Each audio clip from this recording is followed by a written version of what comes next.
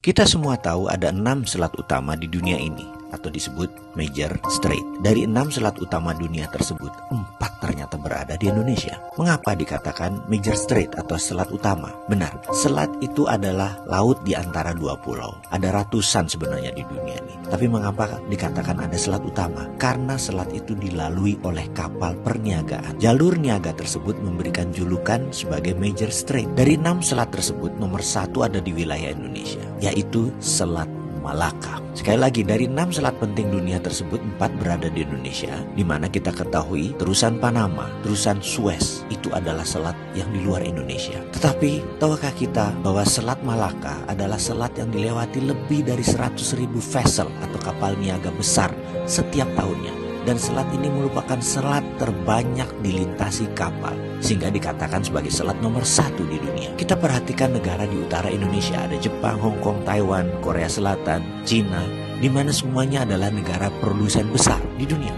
20% vessel mereka ke Amerika Utara, 80% kapal niaga mereka menuju arah Asia Timur, Asia Tenggara, Afrika, dan Eropa.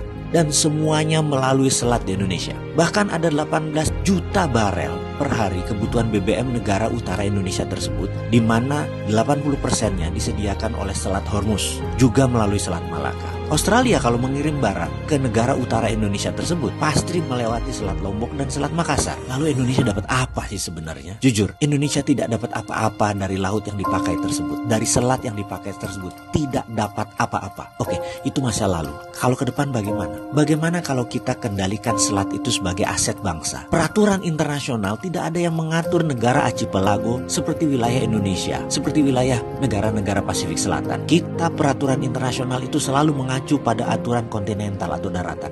Kita harus ubah wilayah laut selat Indonesia sebagai wilayah Indonesia, dan Indonesia memutuskan misalnya menutup laut tersebut. Apa yang terjadi? Dunia bisa geger. Australia lewat Papua Nugini kalau mau kirim barang ke utara. 4 negara utara Indonesia, Cina, Jepang, Korea, Taiwan, muter lewat Papua Nugini. Tidak usah pakai Selat Malaka. Gak bisa masuk lewat Natuna. Atau kalau mau ya melipir lewat sisi Thailand dan melipir lewat sisi Malaysia di Selat Malakanya. Pokoknya kalau mau melewati wilayah Indonesia, bayar asuransi senilai 1% dari nilai barang. Kita tahu barang yang lewat tersebut ada lebih dari 2 triliun dolar atau 2.000 billion. Jadi kalau itu kita asuransikan atau kita pajakin versi kita dengan nama asuransi, kita mendapatkan lebih dari 250 triliun per tahun. Dan ini untuk devisa negara. Akankah negara adik kuasa seperti Cina dan Amerika marah besar? Pasti. Beranikah kita melawan dan mempertahankan hak kita? Harus berani. Itu namanya revolusi.